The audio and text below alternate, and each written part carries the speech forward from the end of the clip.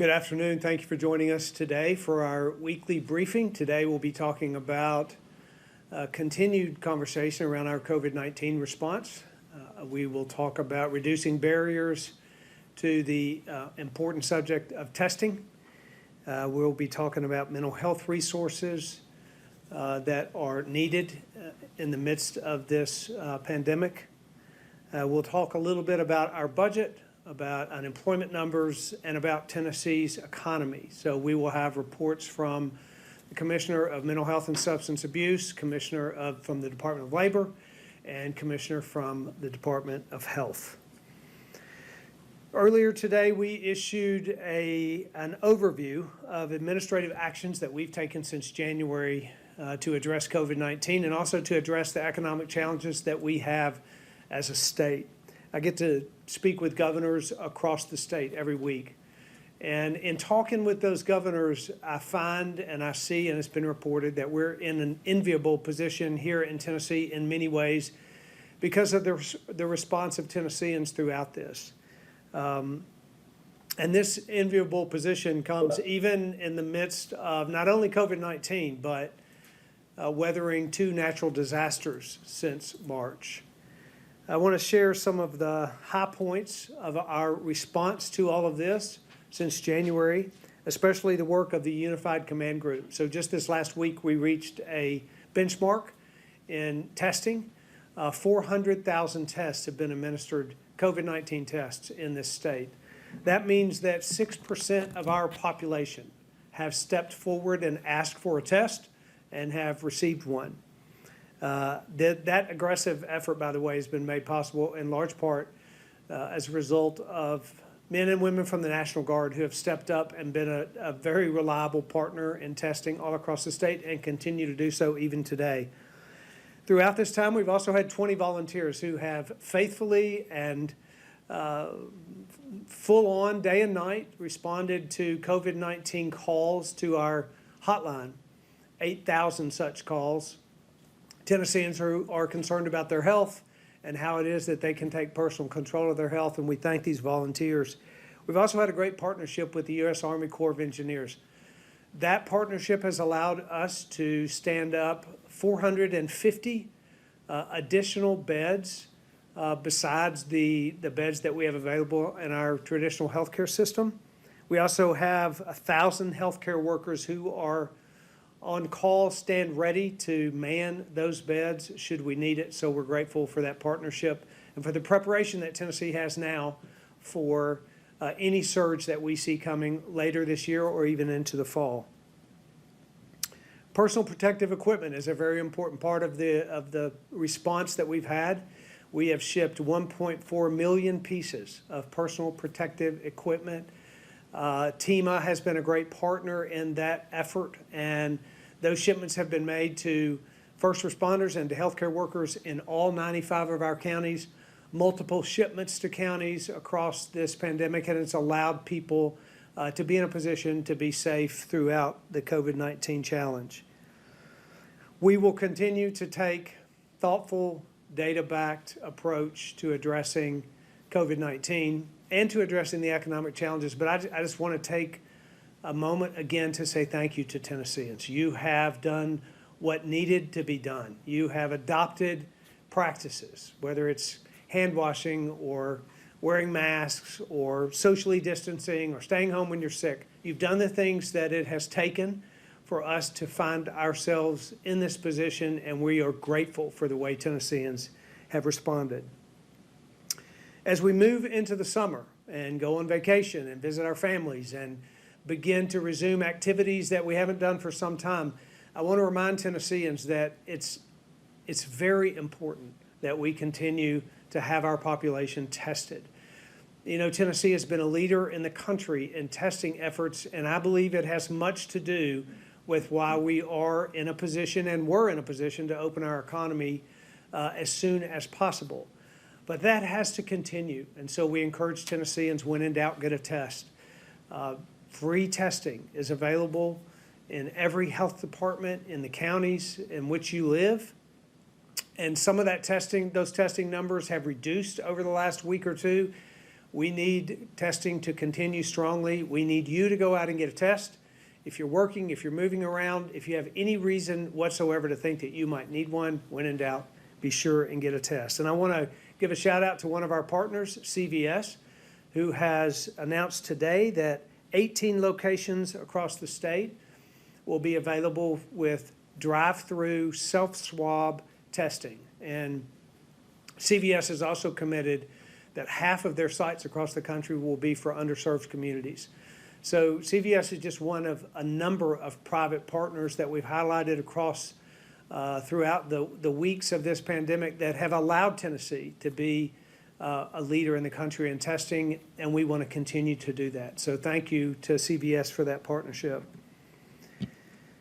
This public health crisis has had many adverse effects, particularly with regard to mental health on many Tennesseans. Stress and anxiety and depression associated with the challenges that come along in life through a period of time like this. It takes its toll on folks, especially on first responders and on healthcare workers, people who are on the front lines dealing specifically with COVID-19. And so Commissioner Williams, Marie Williams from our Department of Mental Health and Substance Abuse Services will be coming up in a minute to give a report about a hotline that we have created specifically for frontline workers that are facing mental health challenges as a result of their hard work and frontline work, anxiety and depression, and that hotline will be available to them. Commissioner Williams will discuss that in a minute. I want to talk a second about our budget and about the economy in our state. So we have a tremendous financial challenge ahead of us as a state to address the current economic realities that COVID-19 has created for us. In the coming days, the legislature will convene, and I have already begun to work with those leaders and look forward to working with those leaders as we stay committed to be certain that our budget is balanced, that our fiscal policy is strong. I met with leaders from the legislature just today to talk about that budget and our responsibility to being committed to keeping Tennessee in a strong place. We know how to do this.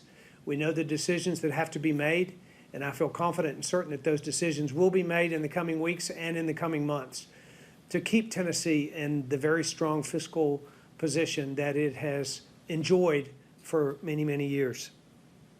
And while our economy has certainly taken a hit, I have a great deal of optimism and a great deal of confidence that Tennessee consumers can have confidence as they go back out into the communities and engage with our businesses. Tennessee businesses all across the state have adapted to and adopted the Tennessee Pledge. And because of that commitment to providing a safe workplace for their employees and for their customers, Tennesseans can have a great deal of confidence as they engage in those businesses, as they eat and exercise and socialize and everything in between that keeps our economy running. We need to remind one another that that consumer confidence is incredibly important if we want to mitigate the economic challenges in the days ahead. And I certainly am optimistic about what lies ahead for Tennessee. I want Tennessee consumers to be confident as well. The Tennessee Pledge will allow us to do that, but most importantly, Tennesseans and Tennessee businesses can once again engage and generate economic activity that will make all of our lives better in the days ahead. Before we move to our commissioner reports and to Q&A, I want to make one more announcement. I'm excited to announce the return of live sports in Tennessee. So this weekend, Bristol Motor Speedway will host the 60th annual Food City 500. It's going to be a little different than Food City 500s in the past, as racers compete around the track with a speedway that has no fans in it, but it is live racing nonetheless, one step closer. And I, for one, am excited about the prospect of live sports once again in Tennessee, especially and including NASCAR. So we're looking forward to that this weekend. Commissioner Williams, if you would come up, please, and provide comments about the mental health initiatives that we are taking. Governor Lee, we're so grateful to be able to announce today the launch of a new public-private partnership which will allow Tennessee healthcare workers that are dealing with anxiety and stress to be able to call and speak to someone from 6 a.m. to 10 p.m. every day of the week. Again, that's 6 a.m. to 10 p.m. every day of the week. The number to call that we'll be announcing is 888-642-7886. In the spirit of the volunteer state, this line is made possible due to the volunteer efforts and hard work of our Deputy Commissioner Matt Yancey, his work with the State Mental Health Active Response Team, the National Association of Social Workers, Tennessee chapter, as well as the host for the line, which is the Tennessee Alcohol and Drug Association, named TADIS. As you know, Governor, across the state as well as other states in the nation, there has been a marked increase in crisis calls as well as increase in prescribing rates for anti-anxiety and antidepressant medications.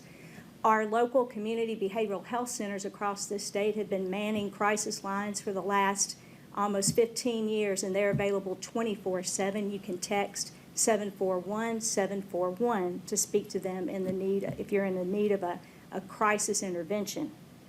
We also know that medication alone is not the answer, and that it's very important to be able to talk to someone about what is going on and be able to share your concerns and your care so that maybe someone could help intervene with that. This emotional support line will serve as a special lifeline for our state's healthcare workforce and first responders who have given so much. Again, the number is 888-642-7886. Thank you. Thank you. Thank you, Commissioner. And we again want to make sure that anyone who faces mental health challenges, that they believe that they need help, reach out, please, to our department, to the hotlines that are available to you. We want to make sure that we provide those services to anyone in our state that has need. Commissioner McCord, if you would come up, please, and give an update on unemployment data that was released just today. Thank you, Governor. Have some news on county unemployment data that was released earlier this afternoon. As a state, we're at 14.7% unemployment for the state, which mirrors the national average. But in terms of county unemployment, all 95 of our counties saw unemployment go up in April. Only 3 counties had unemployment rates that were less than 10%. Our highest county was Sevier County at a rate of 29.5%. All this data reminds us that as our economy opens back up, our agency and our state needs to have a renewed focus on workforce development and workforce readiness. Thank you, Governor. Great, thank you. It's also a reminder that as our state does open up, this issue of consumer confidence is so important, that we need our businesses to be supported, and we need Tennesseans to engage safely in ways that will allow that economic activity to begin and to get those unemployment numbers back down. There is a lot of challenges that Tennesseans face, and we want to do everything we can to mitigate those challenges. And there are a number of steps that will be taken in the weeks and months ahead to do just that. Dr. Piercy, if you would please come up and give a health report. Thank you, Governor. Good afternoon. Our case count today is 21,679. The good news is that 14,632 have recovered, leaving an active case count of just shy of 6,700. Our numbers continue to flatten, and our positivity rate now is down to 5.2%. I want to give you a few comments on long-term care facilities. We've talked a lot about that. It's an incredibly vulnerable population, and as you've heard the governor say and me say, there is no higher priority than taking care of our most vulnerable here in Tennessee. I will admit it's a massive undertaking, and we've been working with the industry in order to get all 140,000 residents and staff across our 700 licensed facilities in the state tested in the month of May. We're very close to having that done. We are going to allow a couple of weeks grace period to finalize that, but I have some updated numbers for you. 60% of all of the facilities are either completed with their testing or have them scheduled in the coming few days. 20% of the facilities have material needs only. Thankfully, we got a big shipment of PPE in a few days ago, and we're going to be able to fill those requests in the next few days, and so those will be able to be completed. And then finally, the remaining 20% need staffing. As the governor mentioned, the National Guard has been an incredibly valuable partner in that effort, and they will be going out the remainder of this week and next week to finalize those. So thank you again to all the facilities who have stepped up to do that. And then once that mass testing is completed, the nursing home facilities will begin undertaking weekly retesting of their staff, because we know it's the staff members that are going in and out of the community and are the highest risk of bringing infection into the facility just because of their normal movement patterns. So we want to make sure that we are doing retesting of them on a regular basis in order to better protect those residents. Something else that I find exciting that we've done in the nursing home space is through the use of our Nursing Home Civil Monetary Penalty Reinvestment Fund. It's a really long name, but it's a fund that we are able to use to reinvest into nursing homes to improve the quality of care and the quality of life there. I'm happy to announce that we have just allocated over $360,000 to about 40% of the nursing homes in the state through a communication technology project.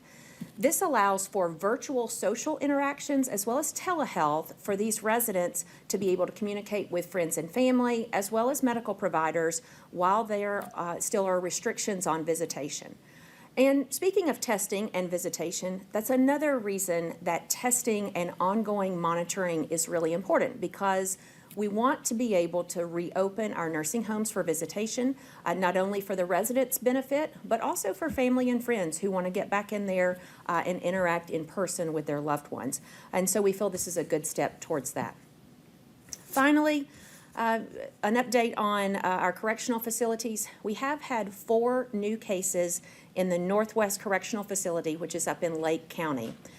Unfortunately, one of those 4 cases has required hospitalization, and these cases were in inmates that were previously negative when we did the mass testing there in mid-May. As a reminder, there are about 2,000 inmates there, and initially 335 of them tested positive. But because we have identified some new cases there, and those cases seem to be unrelated to one another, we are undertaking another mass testing at that facility. So all of the formerly negative inmates will be retested today, and then all of the staff who were also formerly negative will be retested tomorrow. And so we're doing that in an effort to best protect that vulnerable population and mitigate the spread any further there. Thank you.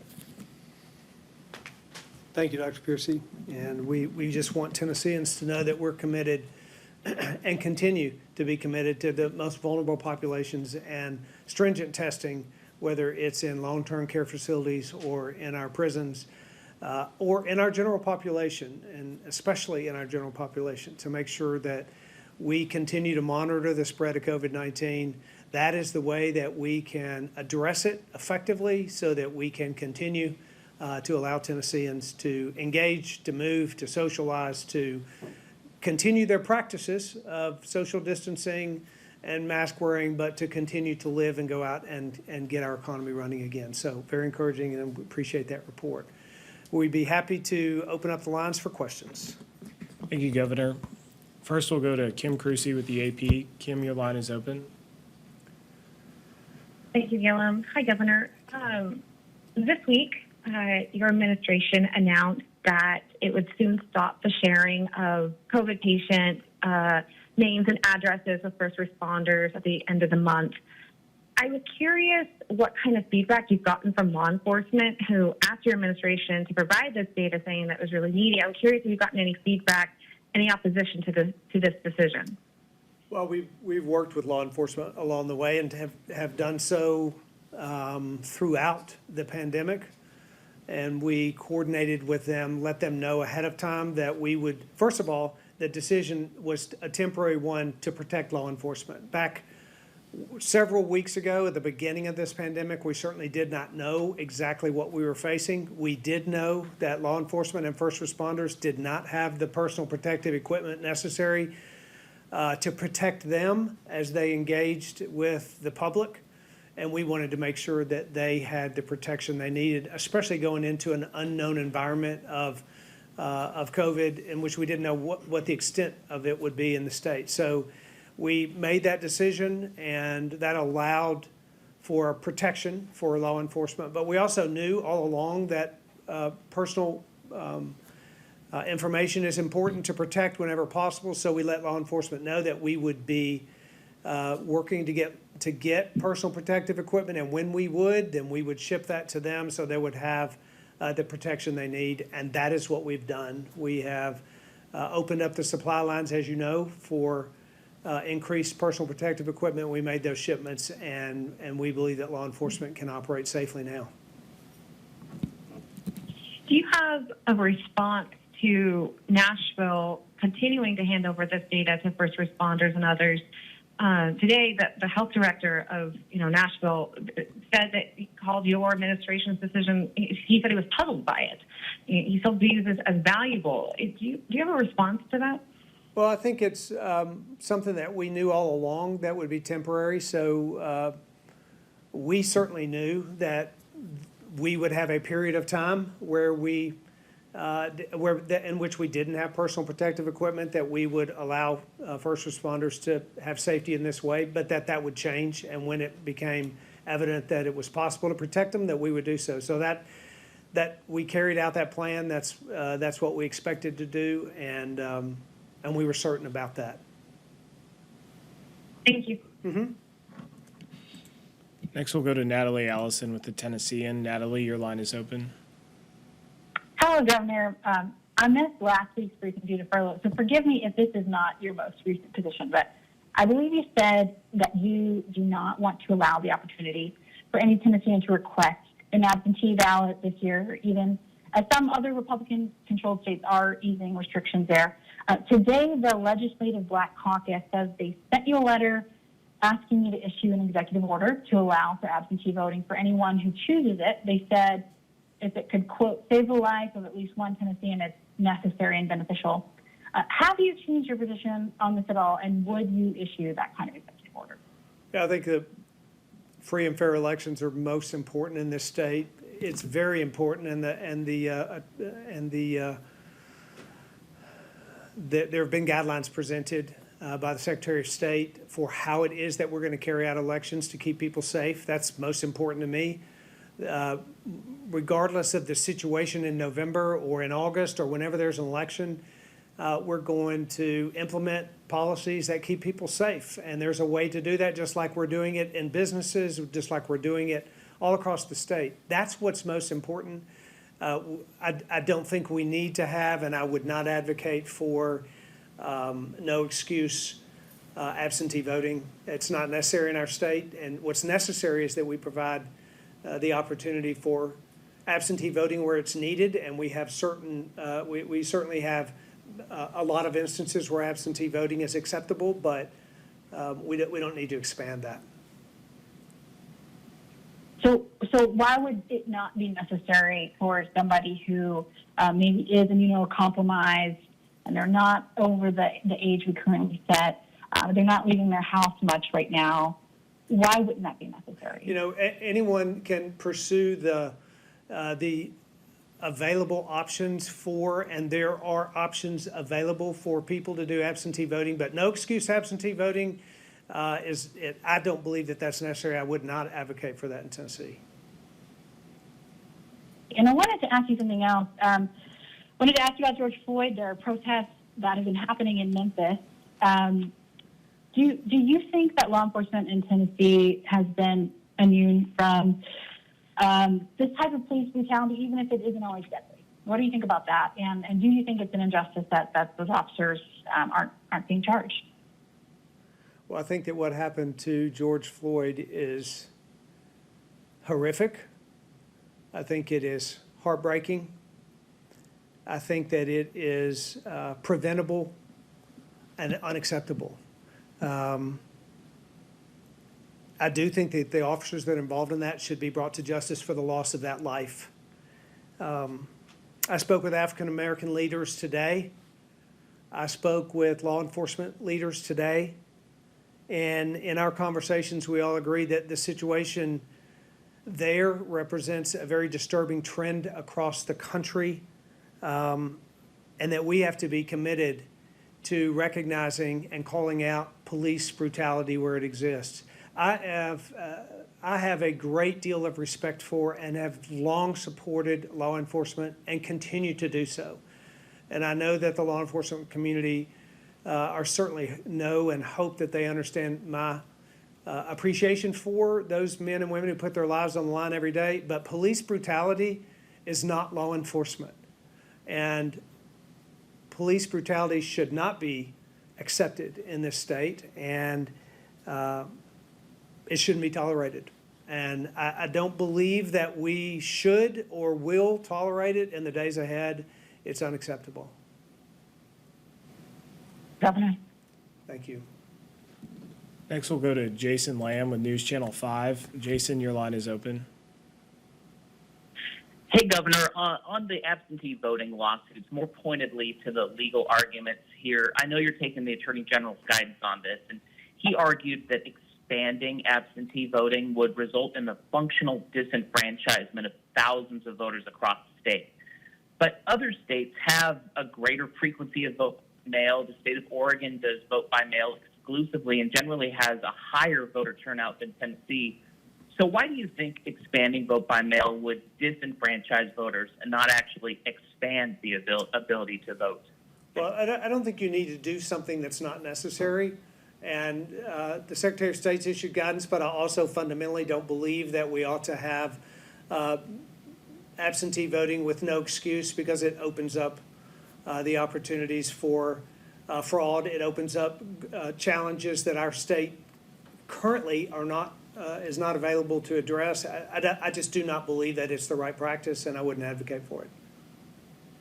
But Governor, these are arguments, being made in your name. Do you feel that expanding the availability of absentee voting would actually disenfranchise voters and not expand the ability to vote? I think I've expressed my view on this. I do not think it would be good for Tennessee to have expanded absentee voting. Thank you, Governor. Mm-hmm. Next, we'll go to Shannon Sharp with WTVC. Shannon, your line is open.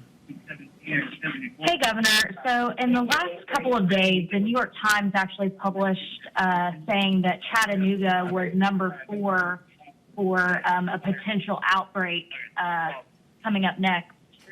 What is your response to that? And is there some sort of mandate you would consider mask wearing, since a lot of people aren't following the guidelines? What's your response to that article and also the mask? Yeah, so my response is that we have a very strong plan in place in this state to address outbreaks and where they occur, and we've been in conversation with officials there. We will be expanding testing there. We'll be looking at the outbreaks and understanding just why they're happening and where they're happening and address those. COVID-19 virus exists in our society, and there are going to be cases until there is a vaccine. And we'll address those cases as they come out. The most important statistic is for us to watch our ability to deal with those cases, particularly our hospital capacity and our healthcare capacity, our personal protective equipment capacity. All of those things are in a very strong position in our state. So we feel confident that we can address outbreaks wherever they happen.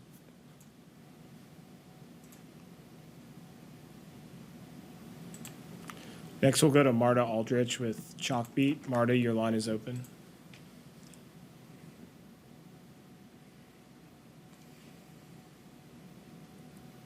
Marta, we're having some trouble hearing you.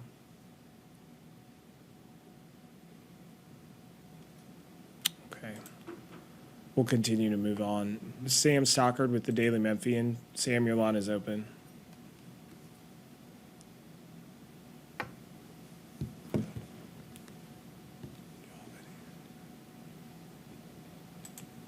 Seems we were having some audio difficulties. Apologies, everyone. Oh. Hang with us, Marta and Sam, maybe we'll pull it back up.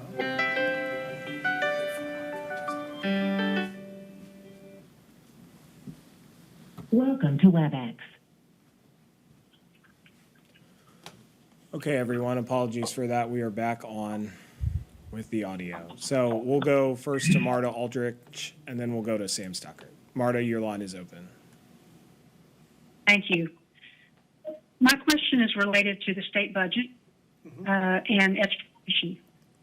This week we've heard revenue shortfall projections that range from $500 million to $1.7 billion. Your administration has directed state agencies to identify reductions totaling 12%. Given that backdrop, what are your commitments to K-12 education at this time, specifically related to BEP funding, the 2% teacher pay increase that's currently in the budget, your literacy initiative that's not part of the budget but is still being discussed in the House, and funding a school choice program through education savings accounts?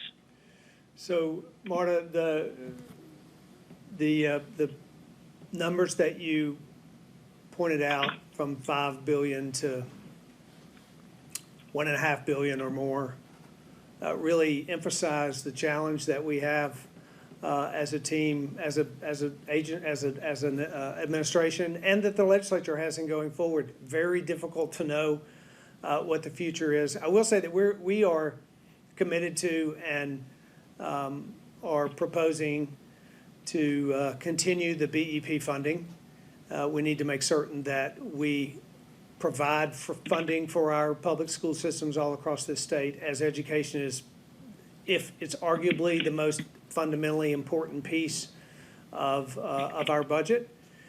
Every other initiative will be decided by the legislature, and those will be issues that will be determined based on the budget, what their decisions are about what should be funded, what should not be funded. I think it's been clear to me what is important to me, but what's of utmost important to me right now is settling in on a budget that's fiscally responsible for the next year through the greatest economic crisis that we faced. And that will be making very difficult decisions. But the legislature determines the agenda, which bills will bring forward, and we'll wait to see what they propose. Thank you. Next, we'll go to Sam Stockard with the Daily Memphian. Sam, your line is open. Yes, Governor, how are you doing? Good, Sam. There's been some discussion among legislators about reviewing the law surrounding a state of emergency and executive orders to give legislators a little more authority and some more checks and balances in this process. You know, there's been unrest about the information sharing and shutting down businesses that you deemed not essential. Do you agree that this is necessary to provide the legislature some more checks and balances? Well, there are a lot of bills being discussed, and as those move and get closer to my desk, I can comment on them. But there are a lot of things being discussed in the legislature right now. They haven't even convened yet, so we'll see what comes across the desk. But do you feel like the legislature has been shut out of this entire process? I think the legislature understands this process, and we've been in contact with them all along, and they will recognize that as they go into this session.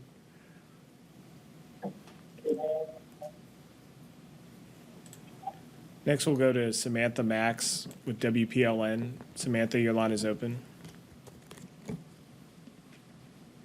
Hi, thanks so much for taking our questions, Governor. I have two questions for you. The first is that you, the Finance Commissioner, have asked the departments and agencies to implement 12% reduction. Could that mean also, reductions of employees or pay cuts? And then my second question is regarding the prisons. Are you planning to do mass testing of inmates who tested negative at other prisons as well that have had large outbreaks like Bledsoe to see if potentially other inmates have since gotten sick? I'll let Dr. Piercy talk about the testing strategy for prisons.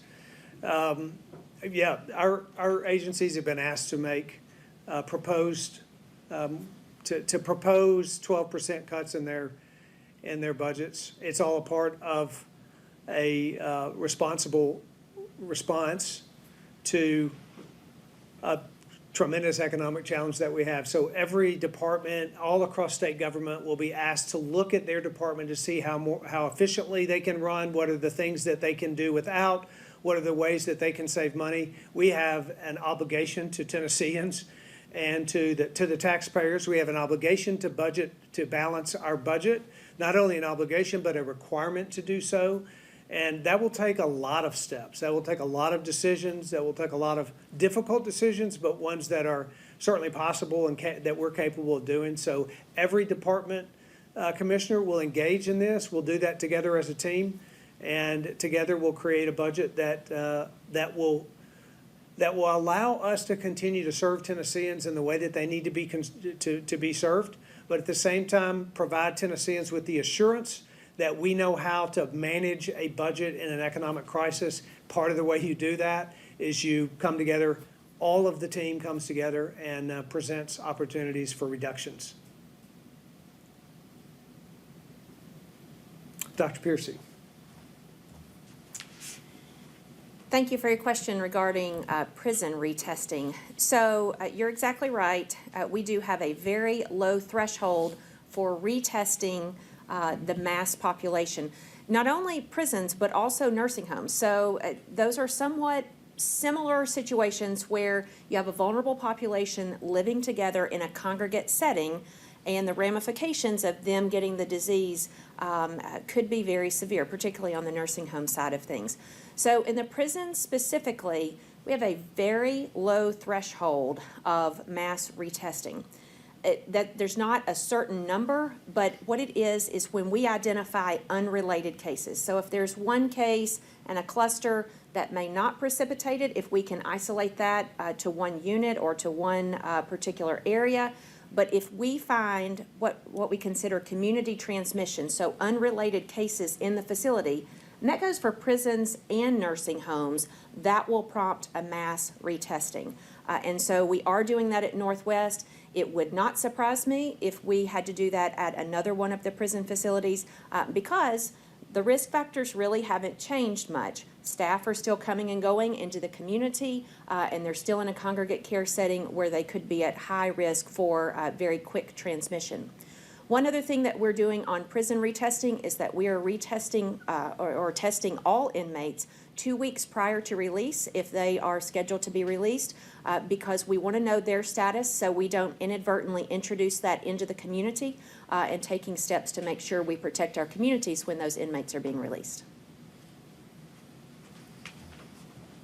That's all the time we have for questions today, Great. Governor, if you'd like to make a closing statement. Thank you, everyone, for your questions, and thanks for tuning in, and thank you for doing your part, Tennesseans, to put us into a place that gives me great optimism and encouragement about the days ahead. We have good days ahead for us in Tennessee. We have challenges. Certainly, we're in the midst of a tremendous challenge, but it's a challenge that Tennesseans have shown that they can face and that they can navigate their way through.